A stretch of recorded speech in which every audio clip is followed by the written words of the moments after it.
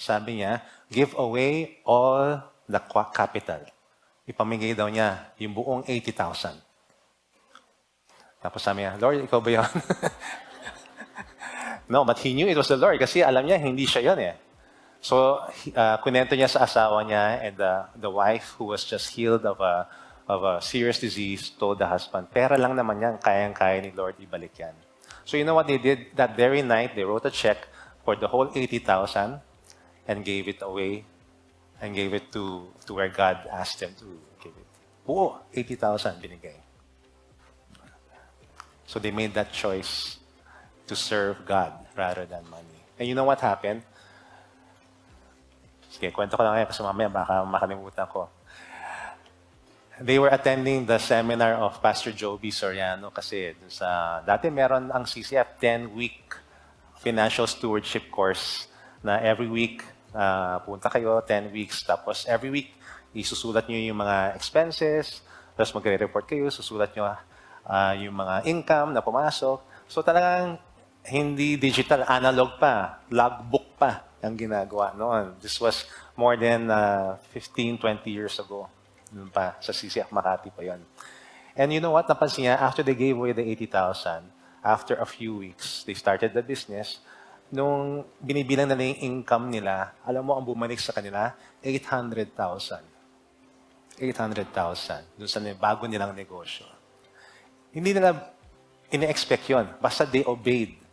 And I share that story kasi doon ko nakita yung talagang pag surrendered ka, when you're serving God rather than money, you know, God will actually provide for all your needs. Okay? He will provide for all your needs. So God cares how you handle money because He knows money can be the primary competitor for our attention and devotion. So, I just wanted to get this out of the way. Dapat dito natin yung umpisahan. Kasi hindi po to seminar parang prosperity na pagka maglabas kayo ng panyo, okay, may darating. Hindi po seminar to para sa ganyan, okay? But I just want to make clear that this is a seminar really that is based on my experience. Ang dami kong pinagdaanan from when I became a Christian because na-bankrupt po ako. Okay? And hindi lang po zero, pero negative. And because of that experience, that business failure, yung aking ex-girlfriend at that time, pumunta ng Bible study, sumama ako sa kanya, and for the very first time, I had an encounter with God's Word. And at that Bible study in CCF Makati, I surrendered my life to Christ. And the next day, basa ako ng Bible, hindi na ako maka-curse, hindi na ako makamura, hindi na ako makapag-sinungaling, hindi na ako makapag-cheat sa negosyo. And God totally transformed my life. And then I discovered na ang dami palang sinasabi nga ng Bible tungkol sa business tsaka tungkol sa pera. And I decided to read the Bible and read more books from Christian authors about finance. At doon ko nga in-apply ko sa buhay ko. And within 1 year na bankrupt ako, alam mo, ang bait ng Panginoon, nabawi ko lahat ng lugi ko. And I was able to really go back on the road to financial stewardship. So itong sinishare ko sa inyo is a result of more than 25 years of that journey. Okay? Yun. So, nag-umpisa ako ng 5 years old. Kaya 30 na ako ngayon. Hindi po. Ayan. Bago akong 58 na po ako. Okay.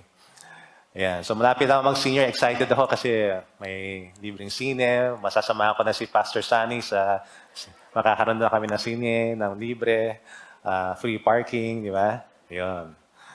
Yeah. So, the Bible also warns us in 1 Timothy chapter 6, verses 9 to 10, people who want to get rich fall into what?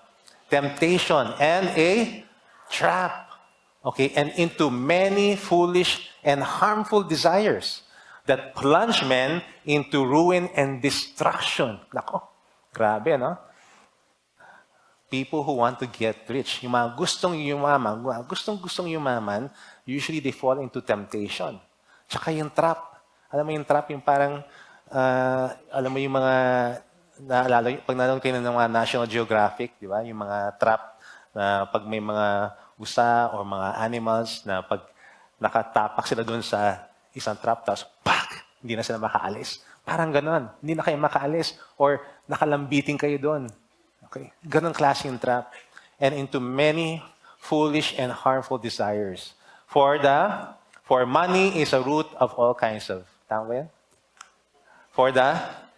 For the love of money. You know, when I first heard that, kasi yung mundo sinasabi sa atin, di ba?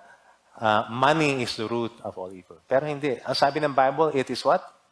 The love of money. Money can be used by God. It's a neutral thing. And in the hands of a faithful, in the hands of a good and faithful servant, it can do much good. Right? Okay. But the love of money is the root of all kinds of evil.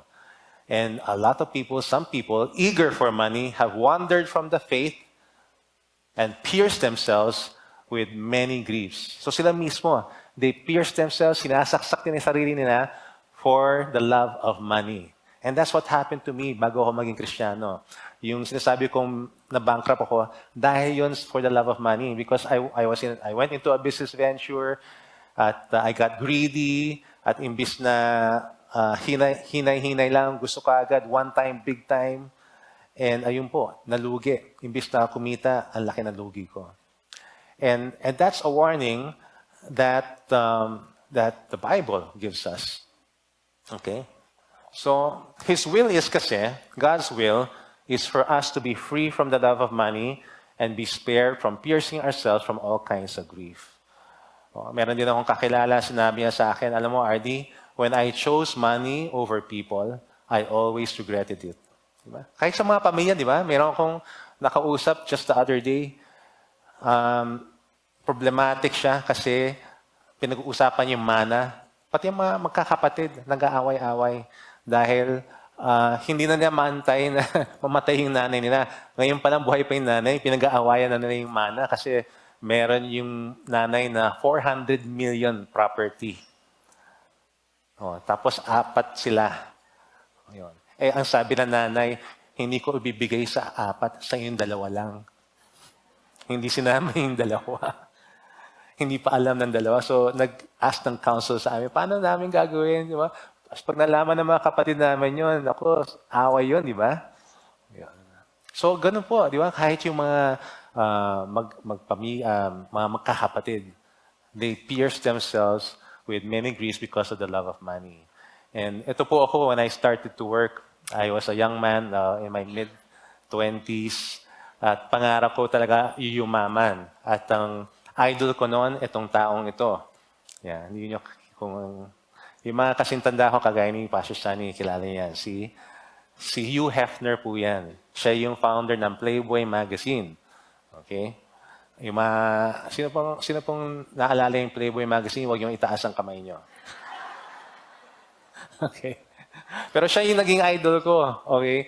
At I wanted to be like Hugh Hefner at yumaman, para meron akong mansyon, meron akong mga Playboy bunnies na kasama ko.